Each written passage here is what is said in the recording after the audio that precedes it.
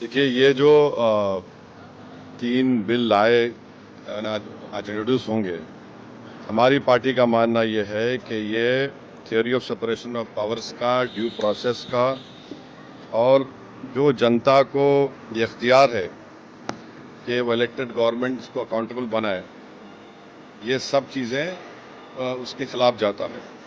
Separation of powers आप देख लीजिए कि एग्जीक्यूटिव एजेंसीज को फ्री रन मिल जाएगा कि वो खुद जज, जूरी और एग्जीक्यूशनर हो जाएंगे, और मुख्यमंत्री को हटाना है तो असेंबली में हटाते हैं। अब आप मेरे को ये बताइए कि BNSS में इतने ऐसे सेक्शंस हैं कि किसी को भी आप एक सेक्शन लगा दीजिए 5 साल के ऊपर का, तो लाजमी है वो 30 दिन के अंदर, 30 दिन अंदर BNS में यह है कि 90 डेज तक पुलिस कस्टडी ले सकती है।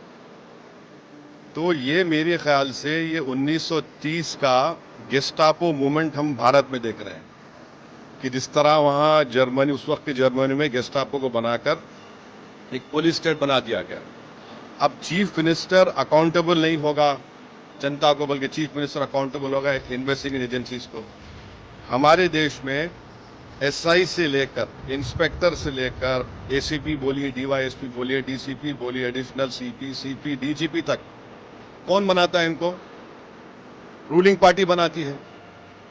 IT के ऑफिसर कौन बनाता है? ED के, CBI को रूलिंग पार्टी बनाती है। आप बताइए फिर कहाँ इंडिपेंडेंस रहेगा इन लोगों का?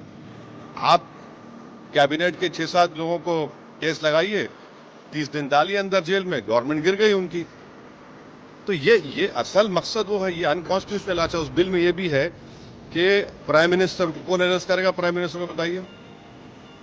और प्राइम मिनिस्टर, ये उसमें उस बिल में कह रहे हैं, प्राइम मिनिस्टर के बिल में कह रहे हैं कि प्रेसिडेंट करेगा। अरे भाई, संविधान में हमने लिख दिया कि the president will act on the aid and advice of the council of ministers.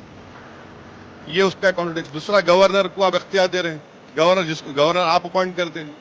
तो ऑल इन ऑल ये हमारी डेमोक्रेसी के लिए, ड्यू प्रोसेस के लिए, बल्कि भारत को एक पुलिस स्टेट बनाने का काम बीजेपी सरकार करना चाहती है इन तीनों बिलों के जरिए, जिसकी हम पुरजोर इसकी मुखालिफत करेंगे।